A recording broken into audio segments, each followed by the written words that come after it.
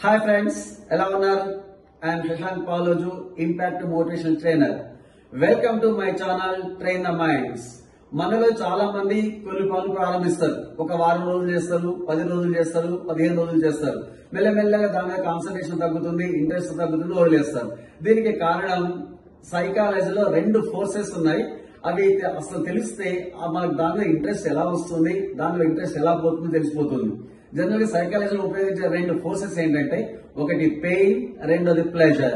వీటిని నిజ జీవితంలో జరిగిన ఒక సంఘటన ఆధారంగా ఎక్స్ప్లెయిన్ చేస్తాను. కర్ణాటక రాష్ట్రంలో హసన్ అనే ఒక జిల్లా ఉంది. అది అడవి ప్రాంతంలో ఉంటుందండి. అక్కడ భార్య, భర్త, పిల్లగాడు ముగ్గురు కలిసి ఒక బైక్ మీద పోతుంటారు. పులి ఎక్కడి నుంచో చూస్తుంది, వీళ్ళ మీద అటాక్ చేస్తుంది. అప్పుడు భర్త ఒకవైపు పడిపోతాడు, భార్య, పిల్లగాడు ఇంకో వైపు పడిపోతాడు. పులి అప్పుడు ఏం చేస్తుంది, వీళ్ళ మీద, భార్య మీద, పిల్లగాడి మీద అటాక్ చేయడానికి రెడీ సిద్ధమవుతుంటది. అదే టైంలో భర్త చేతిలో ఎలాంటి ఆయుధం ఉండదు, కానీ ఆయనే పులి మీద దాడి చేసి పులిని చంపేస్తాడు. సాధారణంగా పులి అంటేనే మనకు భయం. అలాంటిది పులిని చంపేయడం అంటే దానికి చాలా గొప్ప బలం కావాలి. అంత బలం ఆయనకి ఎక్కడి నుంచి వచ్చింది అంటే, అది ఆయన మోటివ్ ద్వారా పొందిండు ఆ బలాన్ని. అంటే ఏంటి, వాళ్ళని చంపడం, బతికించుకోవడమే ఆయన మోటివ్. సో ఎవరైతే మోటివ్, స్ట్రాంగ్ మోటివ్ ఉంటుందో, మోటివేషన్ తో ఉన్నట్లయితే, స్ట్రాంగ్ గా మనోధైర్యం ఉన్నట్లయితే ఎలాంటి పనులైనా అవలీలంగా చేయొచ్చు. ఒకసారి మీరు ఆలోచించండి, ఇలాంటి గొప్ప విషయాలు మీ జీవితంలో అప్పుడో ఇప్పుడు జరిగే ఉంటాయి.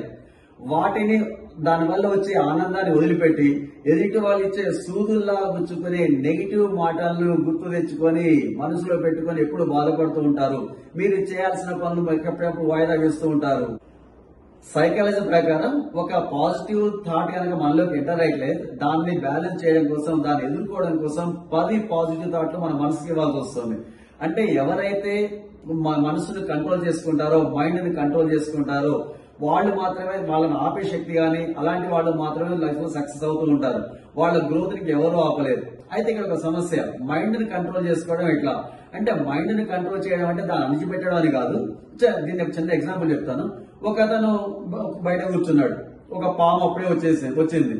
దాన్ని ఏం చేసి, నేను చూసి దాన్ని చంపకుండా దాని మీద కాలు పెట్టేసాడు ఆ పాము మీద. అప్పుడు ఆయన ఏమనుకుంటున్నాడంటే, పాము నేను కంట్రోల్ చేసేసినా అనుకుంటున్నాడు, కానీ పాము చావలేదు, దాన్ని నేను కంట్రోల్ చేసినా అనుకుంటున్నాడు. దాని అర్థం ఏంటి, కాలు కింద పాము ఉంది. ఇన్ కేసు కాలు కనుక తీసినట్లయితే ఏమవుతుంది, పాము అని కాటేస్తుంది. సో అదేంటి, పాము అనేది ఇక్కడ మన థాట్.